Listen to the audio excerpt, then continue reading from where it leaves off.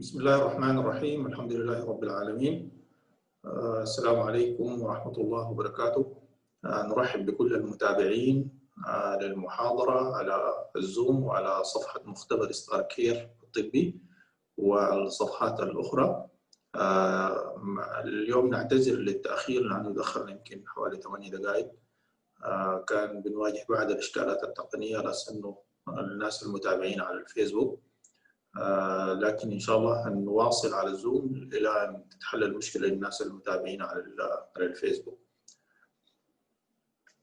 محاضرتنا اليوم إن شاء الله هيكون عن اللابوراتوري كواليتي مانجمنت سيستم بارت 1، والمحاضرة هيكون سلسلة من المحاضرات. تقريبا إحنا كان قبل فترة بدينا جزء من المحاضرة بتاعت الكواليتي، كان introduction to quality كنترول، وجاءت عدد من المقترحات انه التوبيك كبير ولازم يتقسم لعدة محاضرات، وان شاء الله هنبدا يعني تقريبا الليله حيكون واحد من المحاضرات، كل مره حنعمل لها بريك داون، نمشي بارت 1 و 2 و 3 لحد ما نخلص ان شاء الله. الماده موجوده على القناه بتاع اليوتيوب وعلى الصفحات بتاعت السوشيال ميديا في الفيسبوك وتويتر وانستغرام، يعني كل المحاضرات موجوده، لانه احيانا في بعض الناس بتسال يعني. الشيء الثاني برضه في بعض التساؤلات عن انه هل في شهادات ولا ما في شهادات. يعني نحن في الغالب نحن مهتمين بانه الماده العلميه تصل الناس اكثر من انها يعني تكون الهم على اساس انها تكون شهادات او كذا. طيب، اليوم انا سعيد جدا انه نستضيف الاخ فارس جوتار. وفارس جوتار هو واحد من علماء الكواليتي كنترول، عنده خبرة واسعة في المجال. هيحدثنا اليوم عن اللابوراتوري كواليتي مانجمنت سيستم بارت 1. Dr. Faris, he's participated in a number of courses, workshop or symposium or lecture، وهو عنده سيرة ذاتية زاخرة جدا. He is graduated of medical laboratory science from Canada, and he have a BSc of biochemistry from University of Alexandria, Egypt, and also he have a master in clinical biochemistry at Arab Gulf University, Bahrain, and he is a CAB accreditation preparation consultant and ISO 15189 accreditation preparation consultant, and he is associated of American Society of Clinical Pathologists, ASCP, and also he's a member of Canadian Society of Medical Laboratory Science and a member of American Medical Technologists, AMT, an international certified inspector for College of American Pathologists, CAP. الأخ برضو له عديد من working experience. He have a different working experience from Canada in Kingston General Hospital, and experience in KSA, Lab Supervisor of Clinical Chemistry in King Abdulaziz Hospital.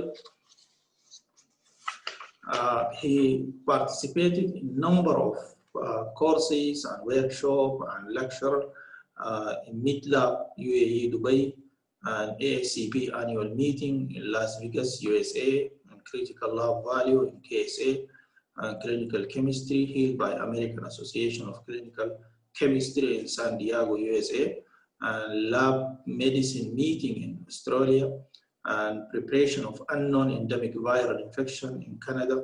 And also he published a number of papers in international journal.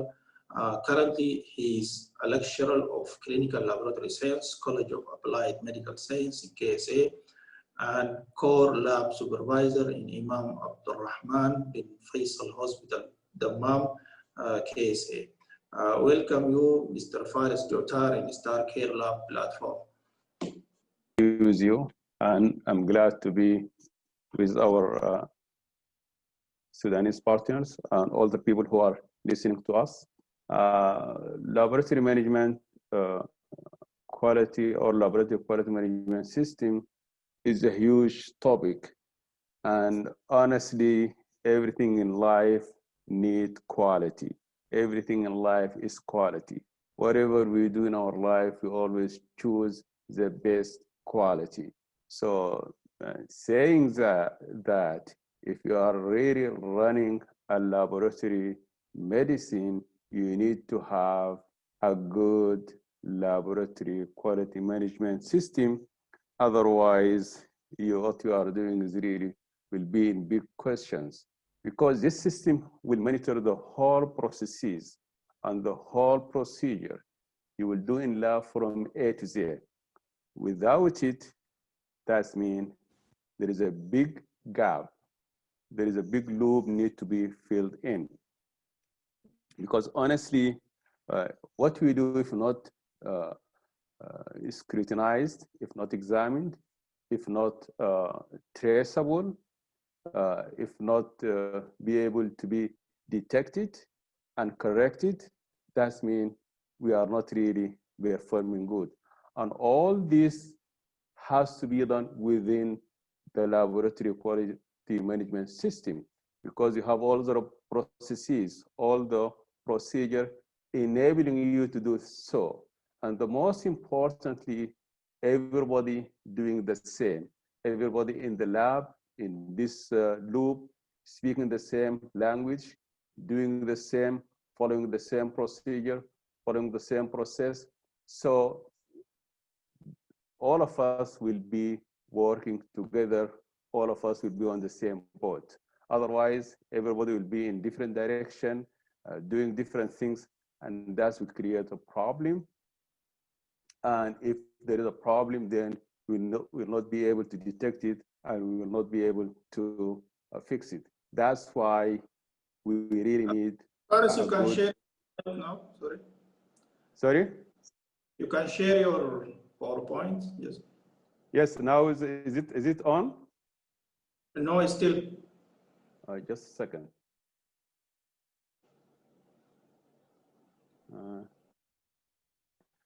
All right. Sorry for some technicals.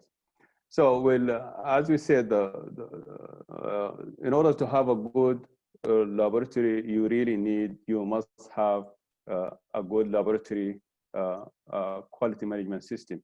So, we'll start this presentation, and we'll continue, as Mr. Fatih says, in a series of presentations, because it's very important to have more information on how to establish a well and traceable quality laboratory management system. So this is just a bit of a history. As you know, the quality management system is not new. It started from 1920, and it started by the American military. They're starting the quality with the ISO, and then it come in 1940, and then it continued, which means from this slides, the quality management system is not new. It's been a long time around, but people starting, slowly getting into managing their laboratory system in a good way.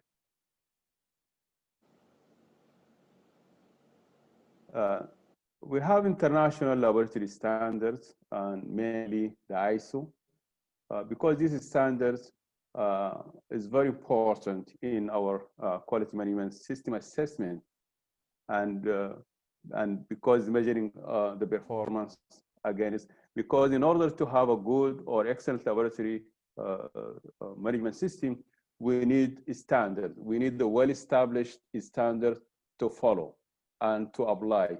And also we need a benchmark. And those benchmarks are very important. How we need to accomplish, what is the percentage of our performance? Is it 90%, 95%? And then we need a tolerance limit. So those benchmarks are always there, and this benchmark, it should be there to follow.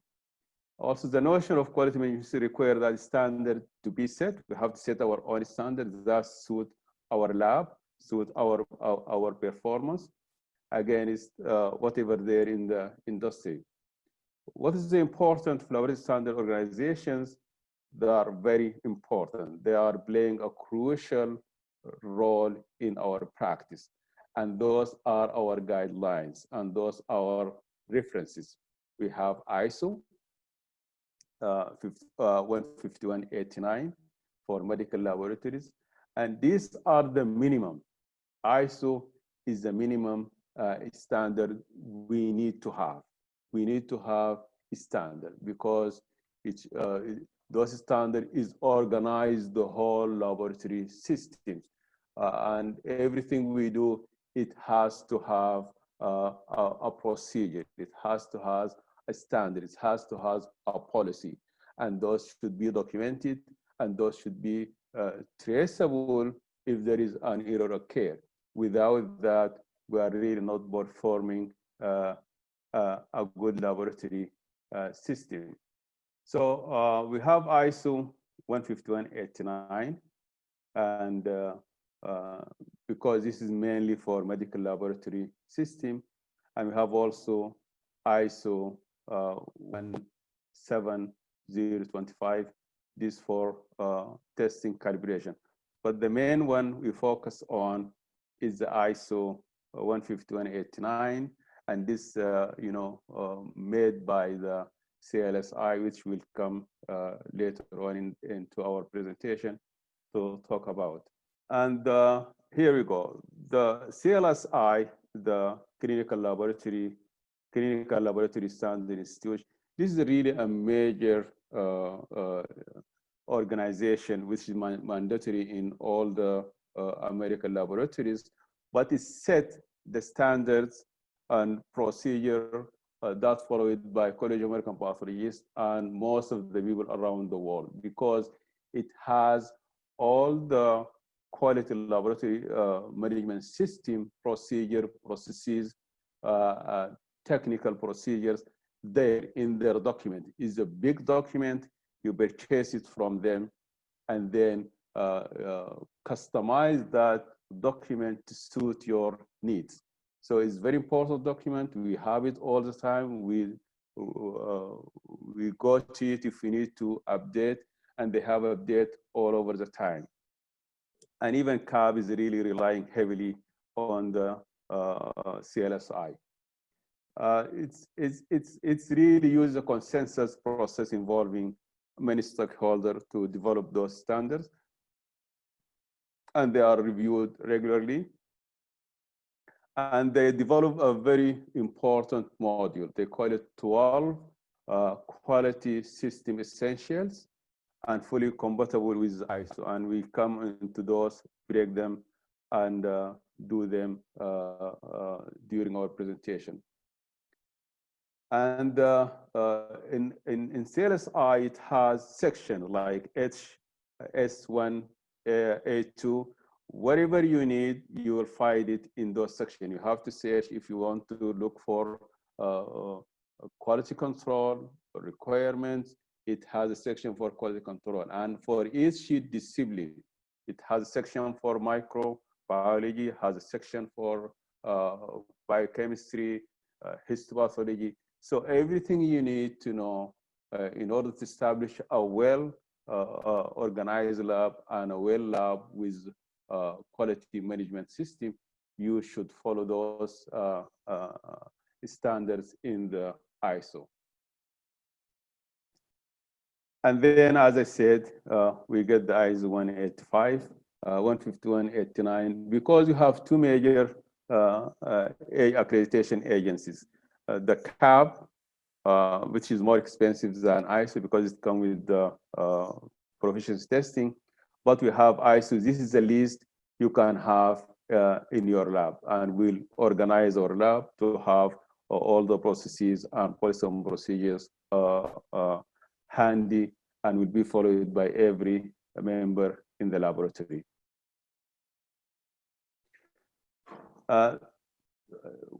What is the need for the international laboratory standards? Because there are many other organizations for the laboratory standards. Some countries establish national for their own country, like Saudi, they established Elbahi. in KSA, Recast in USA, CLIA in USA. Some countries, in addition to international organizations like CAB and ISO, they have their own body. And some laboratory standards apply only for specific areas, like AABB for blood bank only. The World Health Organization, they really doing a great job, also establish standards for some specific programs in some areas. What's the summary of that? This is telling us that this quality management is been for a long time, about 8 years. And also the laboratory management is applicable to medical laboratory as it is for other industry.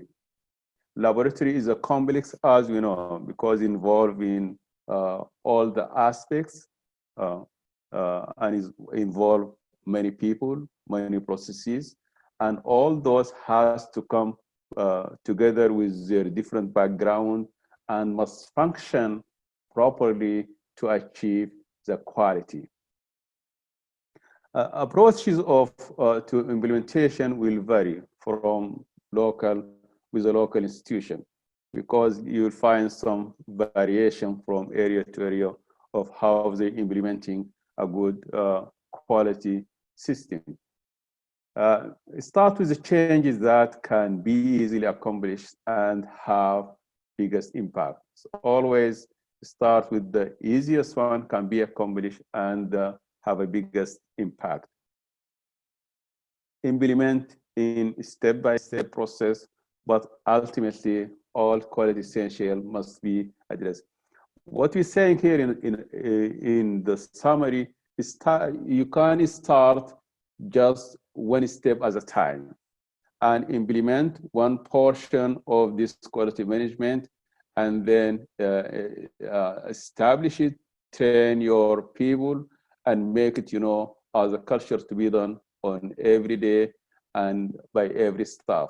Because quality management really heavy training by knowledgeable people, knows how to implement it and when to implement it, and where to tell that there is an error and how to correct this error and how to prevent it from reoccurring. So this is our laboratory quality management system. We have about 18 components. Those components as total, they are forming or structuring the laboratory quality management system, starting with the introduction to quality, facility and safety, equipment, purchasing and inventory, process control, which include the sample management, introduction to quality management, quality control for quantitative tests, quality control for qualitative and semi-qualitative. And all those will be talking and discussing them in details. So really, you will understand each and every one, what it is and how to implement it and when to implement it and what's the benefit and how to make it, a systematic procedure in our daily practice. Then we have assessment on audits, when to do, when we perform auditings and what is the outcome of auditings and the importance of auditings in our daily practice. Then assessment also of external quality assessment. If we are able to participate in external quality assessment by external, either by external peer group or by like College of American Pathologists. Also assessment of the norms and accreditation. Also we'll talk about personnel, customer services, occurrence management, process improvement, documents and records, information management, and organization. All those has to be tackled together in order to have a complete laboratory quality management system.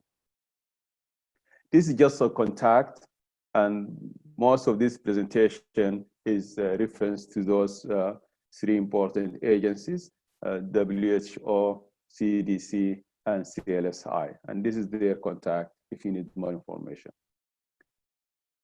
So for the quality laboratory information system, we'll start with our first take, which is section 1, Introduction to Quality. We will discuss 3 components of the introduction: the importance of laboratory quality, overview of the quality management system module. So this is the first part of our lecture. We will go through those, and this is the first part of the quality. We have 18 components. This is the first component, introduction of quality management. Quality, as you know, life is quality. The good life is good quality.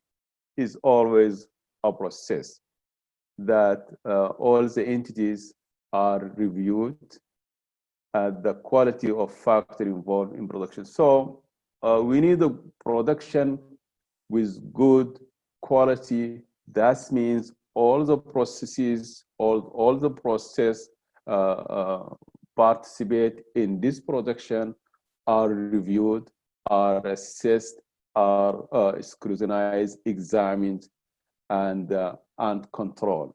So then we know we are getting a good production with high quality. Also refers to ways of ensuring quality of the surfaces of the product. Again, also we need a good product that ensuring high quality. So at the end, we need a controlled product with high quality. Also allow the monitoring of products and with specification. So, you know, everything it needs specification in order to choose the best quality. Even if you want to buy a car, you have to have specification. If you buy equipment, we have to have our specifications. How we need this equipment, what is the throughput, how many tests we need to do per hour, how many samples we need to run per hour, and the water type, and the size, and the cost. All these specifications, it has to be met in order to achieve the high quality product. What's important of laboratory quality? Meeting the requirements or need of the laboratory customers. So we have customers, we have patients, we have physicians. Physicians, they need a highly reliable and accurate lab diagnostic results. And the patient need the best treatment from the physician based on what we are giving to the physician.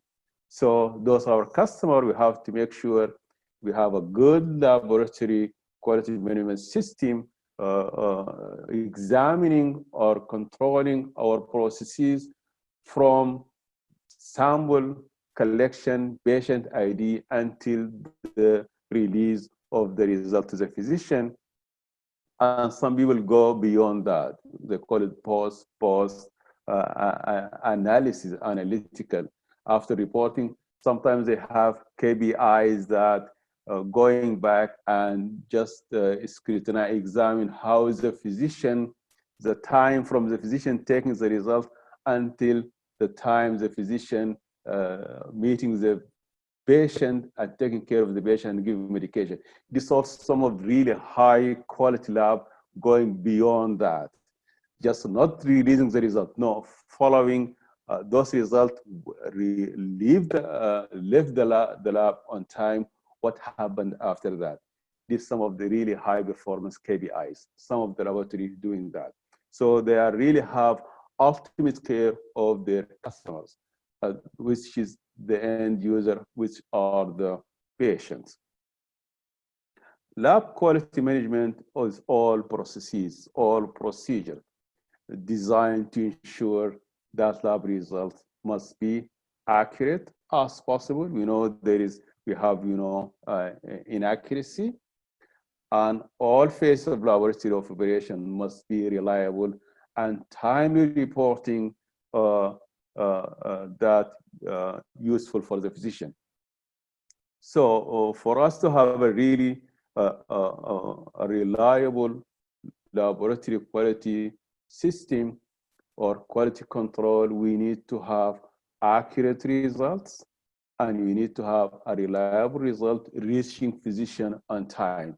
And all those would come with the well-managed and well-controlled processes and well-managed and well-controlled procedures that's being followed exactly 100% by all the people involved in the processing in the laboratory. So then we'll assure our results are really accurate, reliable, and timely reaching the physician. The great level of accuracy is required, of course. We really need a great level of accuracy in our laboratory on daily performance. So because those patients are relying on us, are relying on the product that we're giving to them. So this product, before reaching us, reaching our lab, we have to be 100% sure what we are giving is really has a meaningful in terms of medical decision made by the physician. So we know that there is a level of inaccuracy. Life is not perfect. So there is inaccuracy, but it should be acceptable and manageable inaccuracy. So the big challenge in our laboratory, how to reduce the level of inaccuracy. We know that we are human, we'll make error, but how to reduce this error? It's not, having a negative impact on the well-being and the health of the patient. So we'll do as much as possible to reduce this inaccuracy or those errors, but given the limitation we have in our testing system, we have limitations. So the limitation is starting even from the pre-analytical phases, the sample collection, either from the nursing or from the lab. The nursing sometimes collecting from the IV fluid. They're collecting in a wrong container, and the same is happening into our collection system. Those are limitations. Limitation in our machines, limitation with the interferences with our result. And those limitations, if our lab personnel are not well trained, then it could be missed and it could be causing a problem to our patient. Even if you are achieving 99% of accuracy, but still those 1% inaccuracy, 1% error, it could be a quiet problem, like in blood bank testing. Because blood bank, you need 100% accurate result. There is no room for error. So the negative, what's the negative consequence if we have a laboratory error? So if inaccurate results are provided, there is consequences. It could be significant. It could be really significant, and it has really a serious negative impact on our patient well-being. It could lead to unnecessary treatment for the patient. If you're giving, for example, a wrong result of beta-HCG quantitative, it could really lead to intervention, surgical intervention. If you are really giving a wrong result of high sensitive troponin I, it could really mislead the physician, and physician might take a wrong decision on the patient treatment and causing more complications. Okay, failure also to provide a proper treatment. For example, if you get contaminated samples, all diluted samples that yield a low hemoglobin, and then give back the result to the physician. Then the physician have seeing the patient in front of him or in front of her is not anemic. Then the physician will take more time checking the patient, looking back and forth, and then collecting another sample. The patient could be having a serious other illness, but by giving a wrong result, you're misleading the physician, and the physician will not be able to take a proper treatment. Also delaying. in the correct diagnosis. That's one of the seriousness of the consequences of the error. And also additional unnecessary diagnostic testing. Physician might ask for more testing if they find some of the results are not really matching the criteria of the patient condition or the patient symptoms. So these consequences in our lab result, it has a cost in time and personal effort, and often poor patient outcomes. We might, doing some sort of troubleshooting, unnecessary troubleshooting, and that will have a cost on the time and or the personal effort, because they are doing or having more effort or putting more effort on unnecessary error. How to reduce the laboratory error? As we know, we are human. We work in a very complex laboratory system, so error occurs. But the problem is not the error. The problem is, or the serious issue is, how to reduce those errors, how to handle those errors when they are occur. So it's we have to do our best possible to carry out or to perform all the processes and procedure in the laboratory. So we have to follow our procedure. So if we do follow those, because those procedure and policies are reviewed every 2 years, and those are current and accurate. So if we follow them, we will be safe in our practice, and that will reduce the error. If there are, because as you know, working in a very complex system involving many steps, many different people. So this complexity of the laboratory requires, many procedures and processes to be performed properly. That's why it is a crucial important to have a complete laboratory management system. All the policies and procedures are in place, and everybody abide by, and everybody following them, and everybody doing their best to apply all the policies correctly on time.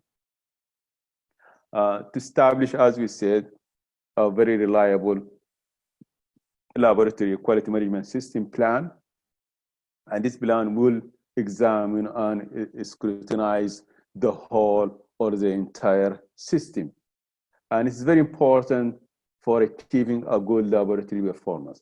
Always, and that's, coming the importance of accreditation, either by ISO, either by CAP, because you know that you will be checked every 2 years by external examiner, and that's why you will be always focusing on applying all the policy and procedure and doing what's written in your policy and procedure.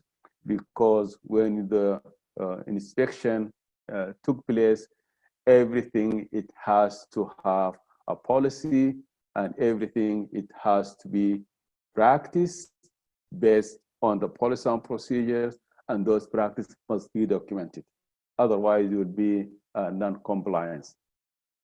So those, we call it the 3 principles of the best laboratory quality management system.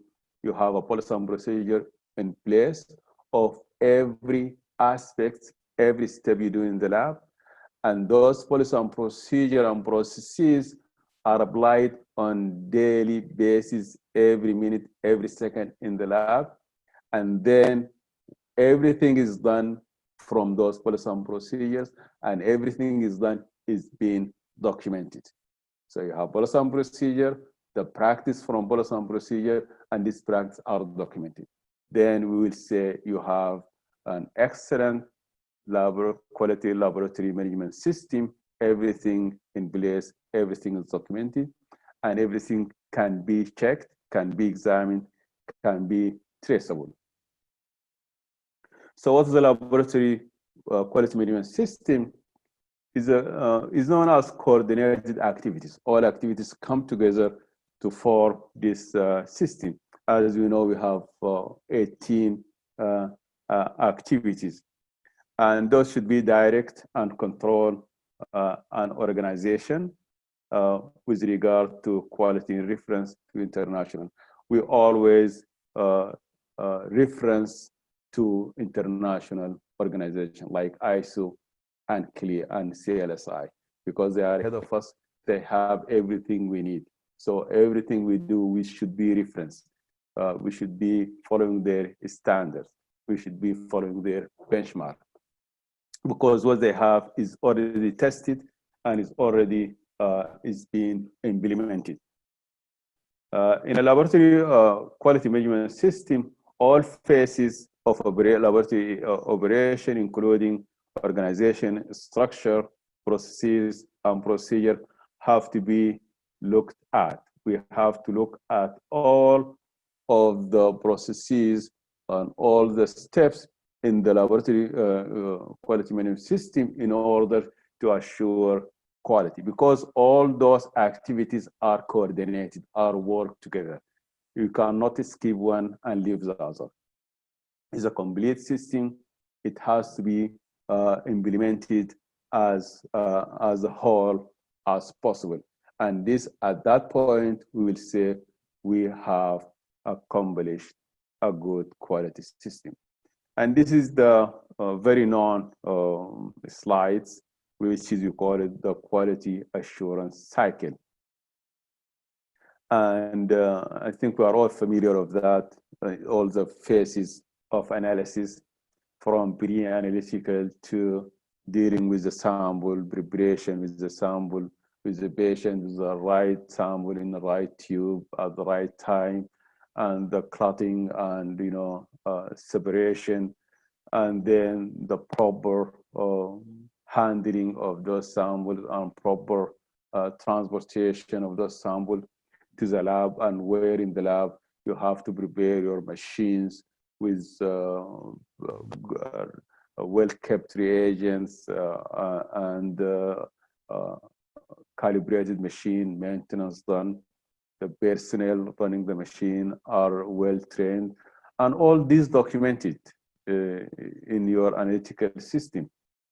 Then your quality control is being run really, and the staff really knows how to troubleshoot when there is a problem with the quality control, or there is a problem with the patient. If there is a complaint from the physician that the patient, the result you are releasing is not really compatible with the patient status or with the patient diagnosis, then you need to go back, step backward, and look at what you have in your analysis system. You can go back to your analytical system or pre-analytical. It could be the problem because 60% or 65% of our error from the pre-analytical. So you need, but in order to accomplish the highly reliable investigation, you need to have a full laboratory information system or laboratory management system. Then you can trace it one step at a time and find out what is the error and fix it. And then we have the post-analytical system where it comes to the reporting, and those results, before we release it, we have to check it, we have to examine it. If there is a critical result or delta check result, we need to look at and go back from the sample ID, sample indices, sample interference, sample integrity. We have to make sure there is nothing wrong with the sample. And then we have to look at the diagnosis and match the result with the diagnosis. And if there is a previous result, we have to compare it before we release it to the physician. And all this should be documented when we give a result to the physician, especially the critical result or the panic result. The complexity, as we said, our laboratory is very complex, because involving different aspects. We have machines, we have analytical phase, people work in different places dealing with the same sample. Then you have the analytical system. We have staff with different background, different knowledge, and different abidance with the abidance level with the policy and procedure. So our lab is very complex. So each lab is performing the procedure and processes must achieve correctly to ensure, because our goal in the laboratory to make sure whatever we achieve is highly accurate and reliable. We need the testing is highly accurate and reliable and reflecting the patient condition. So that's our goal in the lab. But to achieve that, we know we have to go through a very complex system. If the error in the lab is, it could be in any part of quality assurance cycle. It could be the error from pre-analytical or analytical or post-analytical. And as we know that the error could lead to a poor laboratory results. Then we have to have a method of detecting and identifying the error. That is the most challenging part in the lab. When the error occurs, we have to be able to detect it. And if we detect it and identify the error at each phase of testing is needed if the quality is to be granted. So that means we need to have a system in place. We need to have a KPIs in pre-analytical, analytical, and post-analytical. And we need to check our performance on daily basis. And then it comes here the role of LIS, Laboratory Information System, or Hospital Information System, is very useful in detecting the error because it flags. If any result wrong, it flags. And this flag either give you H or L or delta or critical, then you will go and look back what's wrong. Either this from the machine problem or from the pre-analytical. So the good lab is the lab that is able to identify and detect the error, and then at that point we'll say is really the quality is granted. But the problem if you cannot tell when is the error and where is occur. This is just the as you know the ISO is just standard group. This is a process, just synonyms. Can be pre-analytical or pre-examination. Some, you know, if you find it, some people they say pre-examination phase, and some people say pre-analytical phase. Some will say pre-analytical processes, and some will say pre-test. So all meaning the same. It's just I put this slide just to clear the confusion. You might find it in different wording. Then we'll go into the path of the workflow. It is the operation that involves testing. So the path of workflow, all the operation involves the testing. It begins the patient and end with the result interpretation going back to the patient. So it starts the patient and going back with the patient. It's just focusing on the testing, this part of, we call it path of workflow. It's just focusing on the testing. The concept or perception is the key to the quality module. We have something called quality module or quality management system, and must be considered when developing quality practice. If we really need to develop any quality practice, we have to consider the quality model or the quality measurement or the quality management system. Example, if you have a defective pass flow. If you have a defective pass flow, then it might be due to sample damage or sample altered, either diluted sample or mislabeled sample. This also could be cause a defective pass flow. And as a result of that, could lead to improper collection and transport that cannot be provided. So what we're saying here, if there is a defective pass flow, then if from the sample, then it will not provide a reliable result. If you get a diluted sample or mislabeled sample, then we will have a problem with our lab result because they will be defective. They are not reflecting to the patient condition. Or we might have a medical lab result that are delayed. If there is a delay, the patient in the emergency department with MI or with ectopic pregnancy, and there is a delay in the problem, and that's really could cause really will deny and really all the good effort we're doing to have a good performance. It will be denied if we really not following our benchmark of releasing the lab result, especially the STAT lab result when the patient is really in need. And that's the importance of having a benchmark and having tolerance limit. Because you come the next day, you print out all the you look at all your results, especially the critical result and delta check, and then you check it against your benchmark.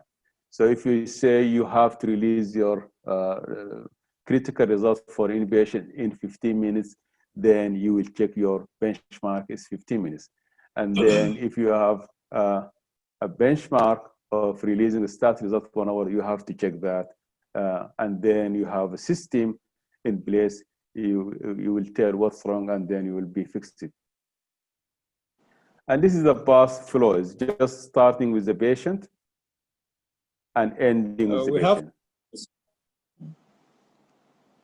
We have 10 Hello? minutes.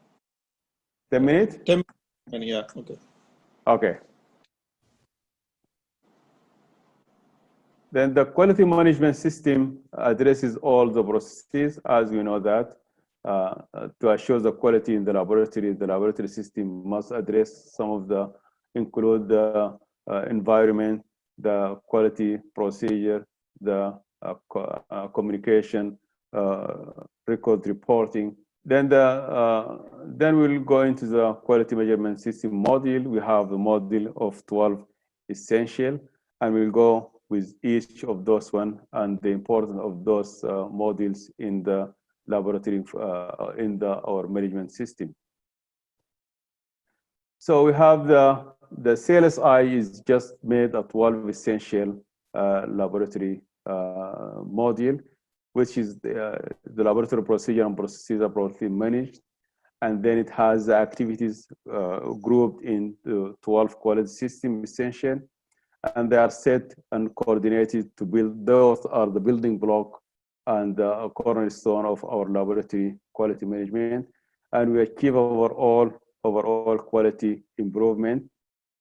And those are developed by the ISO and the CLSI in order to have a reliable and accurate result. To ensure that we have a reliable result and those quality system implemented in order to suit, you can implement whatever suit your need in your laboratory. You have to have a method of implementation relying on your local situation.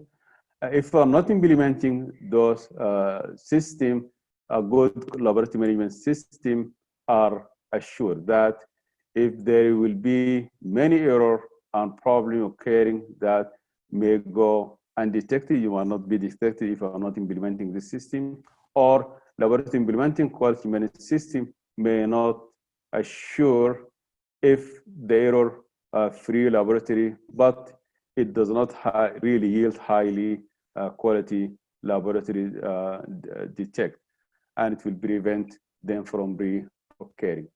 Then first, I will go very quickly into those essential. You have to have organization, and this organization really it has to be all your function organized, and to manage the laboratory, it has a quality and policy and established and implemented. And then you have a commitment from the organization that believe and the high management believe in the high quality and give you support and implementation and monitoring.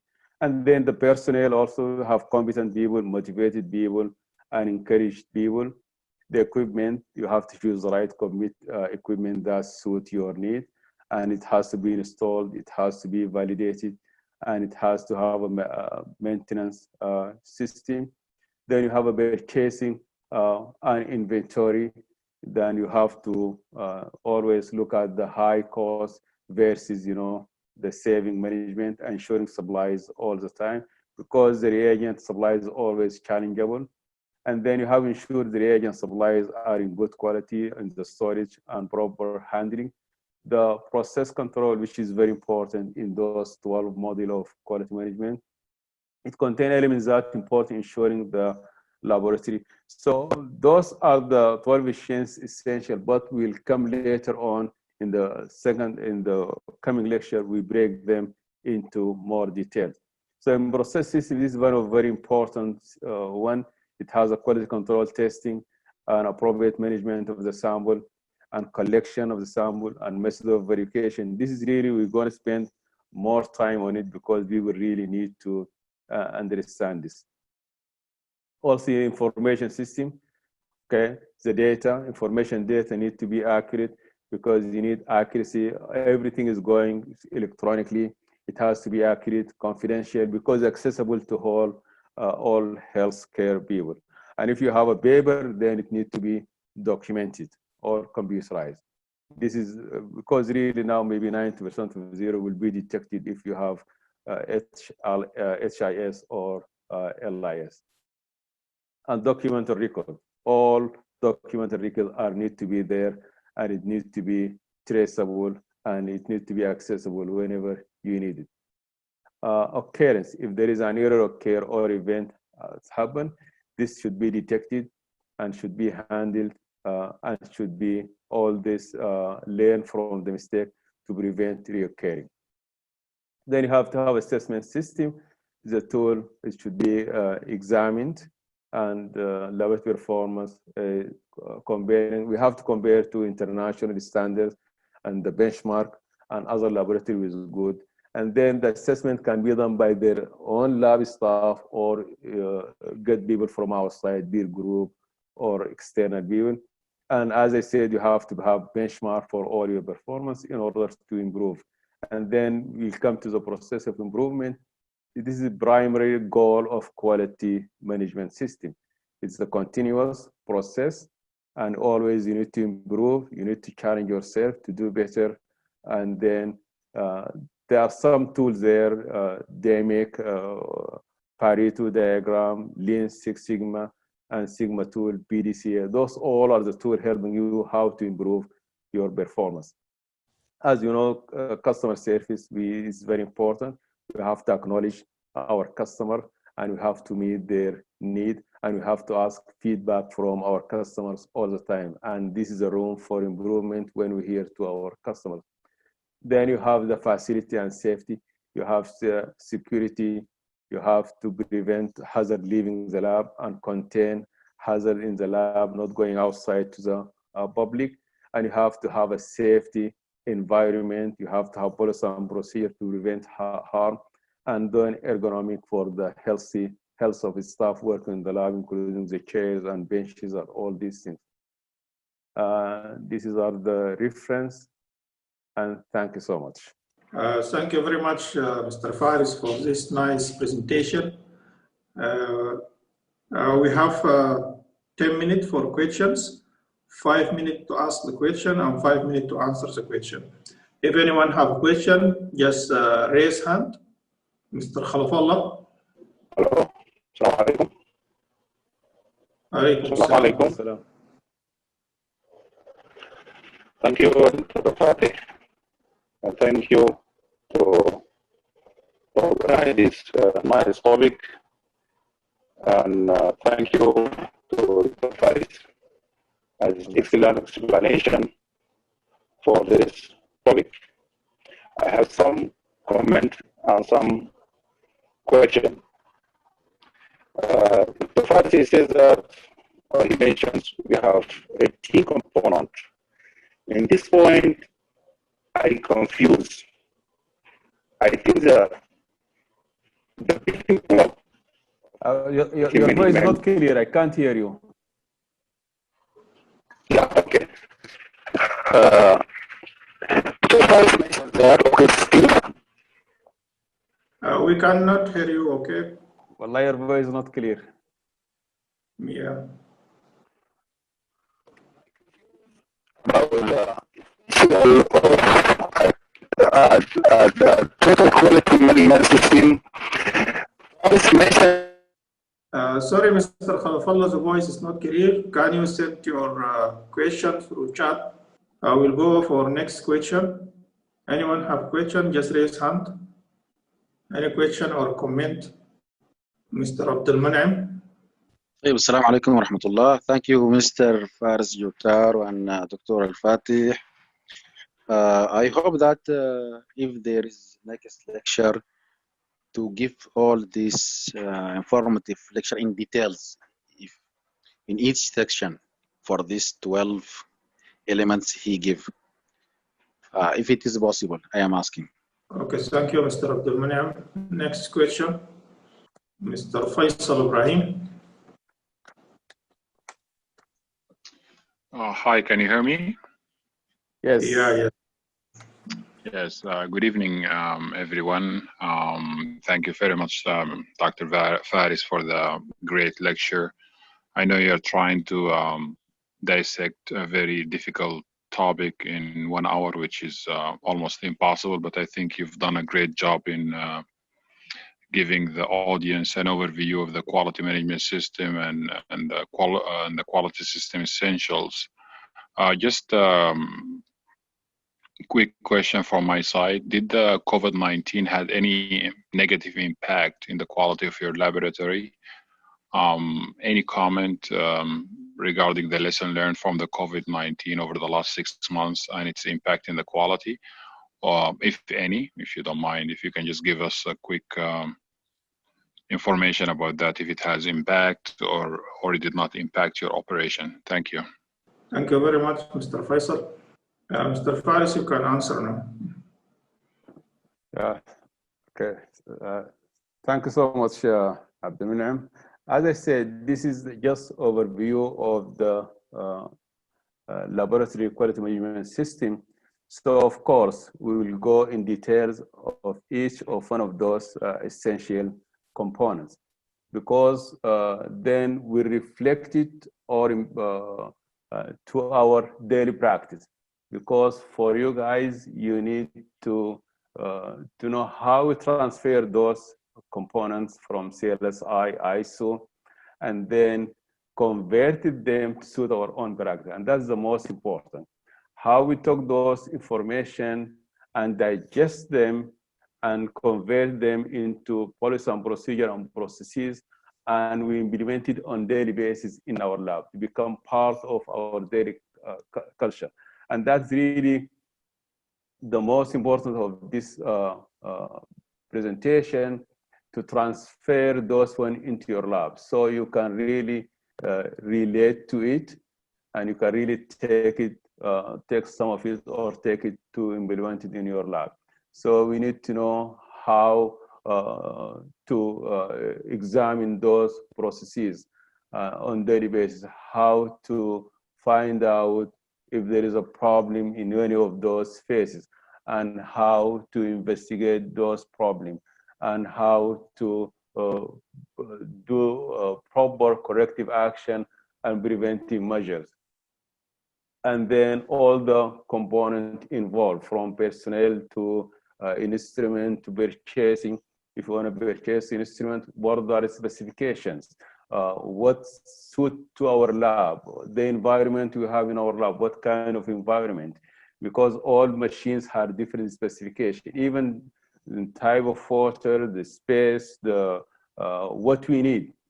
And those all, it needs to be come with the policy and procedure to be implemented. So of course, and dealing with the quality management, quality control, dealing with the patient, communication with the physician, how to properly communicate with the physician, and how to document those communication. If something wrong from the physician, how we investigate it and how we benefit from it. And that's what we really I will do my best really to elaborate on those in the next presentation, and take more time, try to share it with you and get some feedback from you. Shukran, Mr. Faisal Ibrahim. You know you, Mr. Faisal. You are one of those people really of good reputation in terms of quality. I've seen you few times in MedLab in Abu Dhabi, and we're proud of you. And we always like to see your presentation. So yes, you were asking a very, really very important and very valid questions in terms of distraction and disruptions of our daily quality management implementation in the laboratory of COVID-19. Because of COVID-19 is the distance. This is one of the major impact in our quality management and daily quality improvement. Because what we do in our lab, we every day or maybe once a week we have we call it in-service sessions. And if we have, of course, we have printout every day of our critical and delta check. And really, maybe once a week we find some error committed by the staff, preventable error. And then we do in-service sessions. We bring those error illustrated in the screen and educate the staff how they're occurring and how we prevent it and how we with corrective action and how we benefit from it. And this is really a big tool in our daily quality improvement because everything done during 24 hours is being examined and is being checked on daily basis. So with this distance, it causes us some trouble in our daily quality management because we believe in face-to-face learning sessions. This is one of the impact. And then the staff really is scary on coming to the workplace because, you know, it's very contagious, our lab. The staff really are scared of doing the right thing to feel comfortable, you know, dealing with patient sample, dealing with the lab environment, wearing this mask, feeling really alienated. And it's really, you know, if the staff doesn't feel comfortable, then this is the windows of error. And that's one of the things. Even the story coming every day, we have, because we have a micro lab, we're doing the PCR testing. This also have a negative impact on the whole lab as well. If we hear there is a positive, then the staff, you know, become really scared, become frightened. And this affect, of course, their daily work and how to implement the quality management in their work. Of course, this is one of the things also, we watch it very carefully. We try to work with the staff, we try to comfort them, we try to encourage them, motivate them to focus more on their handling those samples and handling their results. Yeah, this is some of the areas that is being really affected by the COVID-19. Thank you, Mr. Faisal. Thank you, Mr. Faris. Mr. Faisal, yes. Yes, hi, just one last remark. Thanks, Mr. Faris, for the comment. I totally agree with you. COVID-19 was a very challenging time for the clinical lab and for the healthcare, and I think it highlighted the importance of the clinical laboratory, not only within the healthcare industry, but around the world. And I think you've said it right at the beginning of the presentation, that quality, we need to live it, and it's part of our daily life.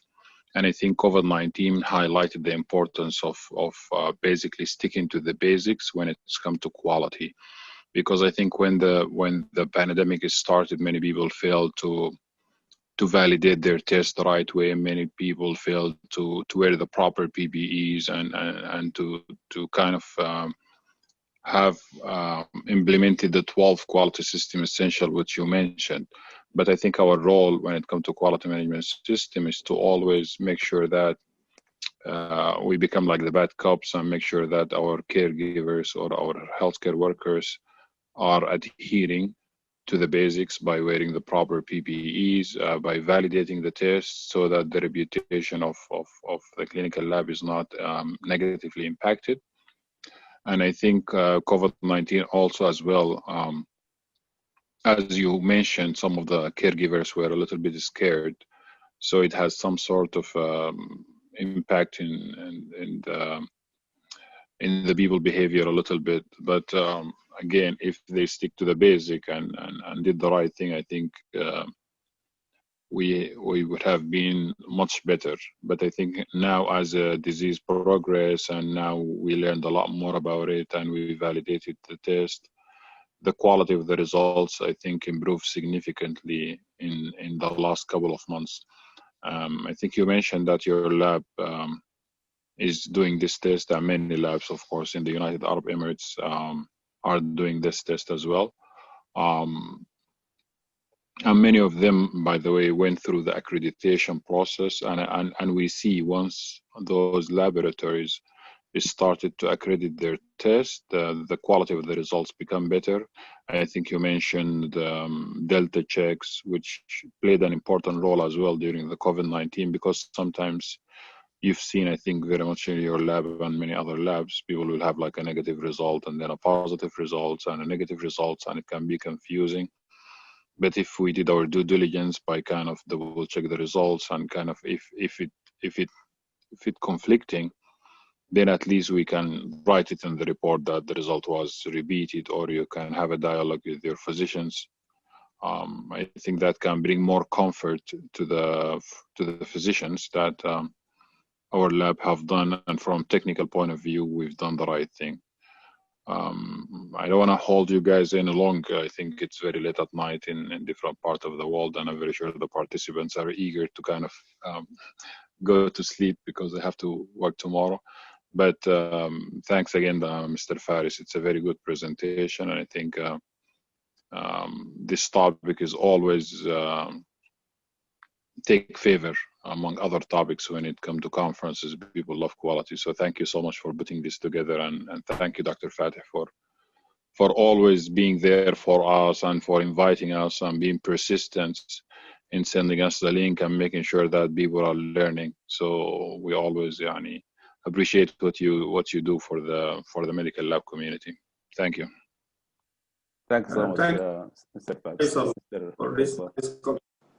One more question, Muhammad. I think Muhammad mute. Yeah. Muhammad Omar, open your mic. السلام عليكم. عليكم السلام. والله thanks for nice appreciation يعني presentation about total quality management starting يعني. Did you hear me? أي نعم. Hello. الله يعطيكم العافية يا رب، بارك الله فيكم.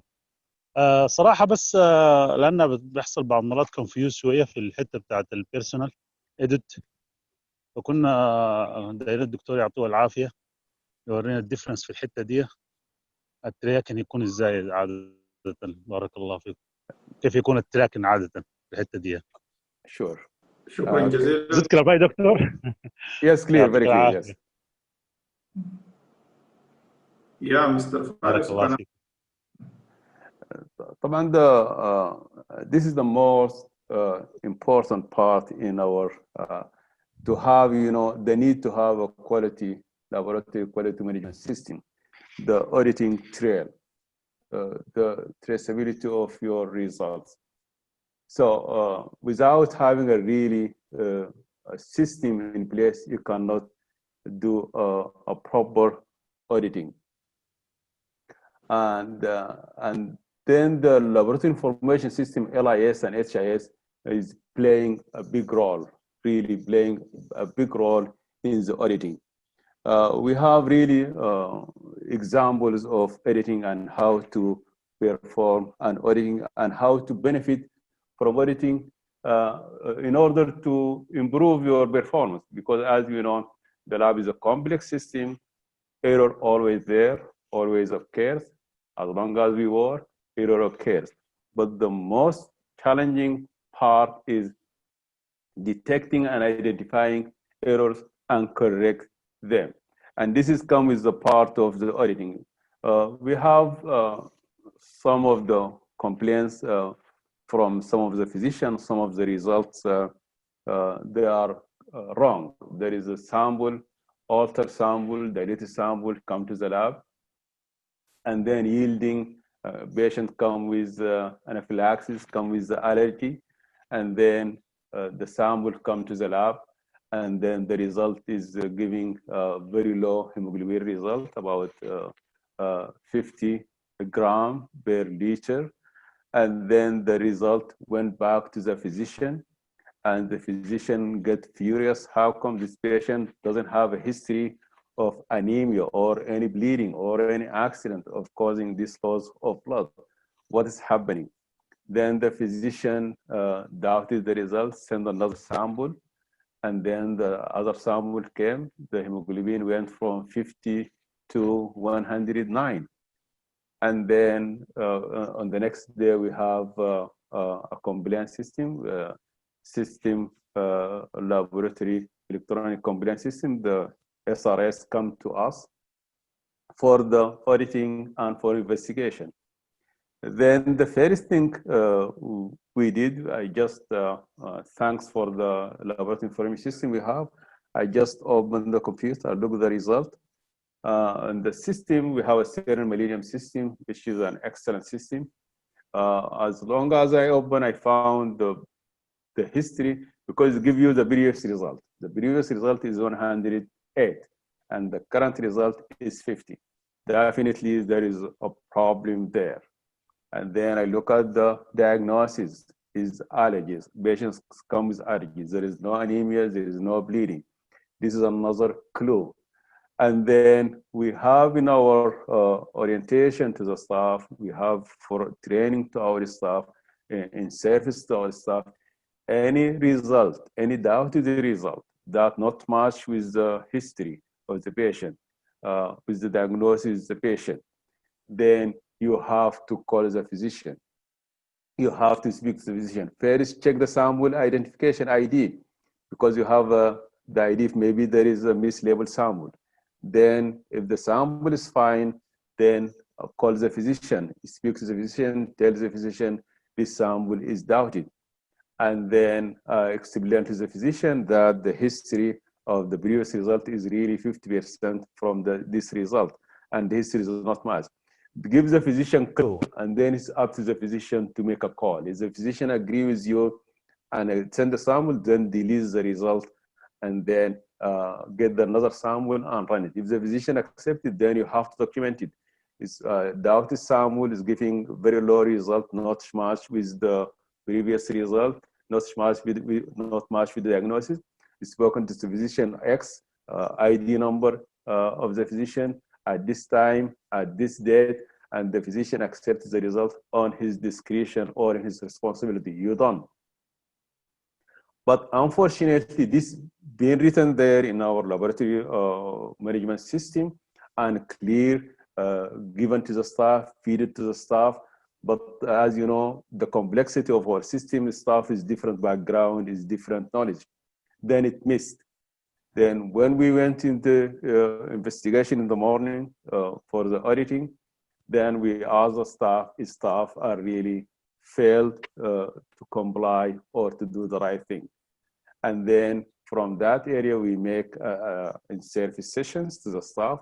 We bring all the information, and the staff look at the result. They realize that really they haven't followed the system we have in place. And then we say to them, this is an area of improvement. Next time, if you have any doubted, then you need to do 1, 2, 3, check your ID, sample ID, check your previous, check the history, speak to the physician, put it in place and document it. And then all the other staff is being reminded, refresh of doing the right thing and doing the right auditing, and all this should be written down and in steps, and then will be documented in our error corrective for measurement, and then with the email, with the service documented for our inspection. That's how we do the auditing, because luckily we have laboratory information system. but this would be different if you have paper documentation system. You will miss a lot of information. You will lose the previous result. It will be in the patient file. It will be in the medical record. And then you don't have, sometimes even the physician in the form, they're not writing the correct diagnosis. So we are lucky we have this laboratory information system, and we do this on every day. And sometimes I pick this one from the reviewing the critical result and delta check on daily basis, and I come to the staff. We have lots of examples, inshallah, we'll present it in the next session when we come to the auditing information system, personal auditing, and then we will give more examples. Then we can, connect our audience with our current practice and how we benefit and improve from our mistake. My thanks, special thanks to our speaker, Mr. Faris Joatar, and also I would like to thank Mr. Faisal Ibrahim for a nice comment. And my thanks also to all participants. And we hope to see you in the next presentation, inshallah. Thank you so much.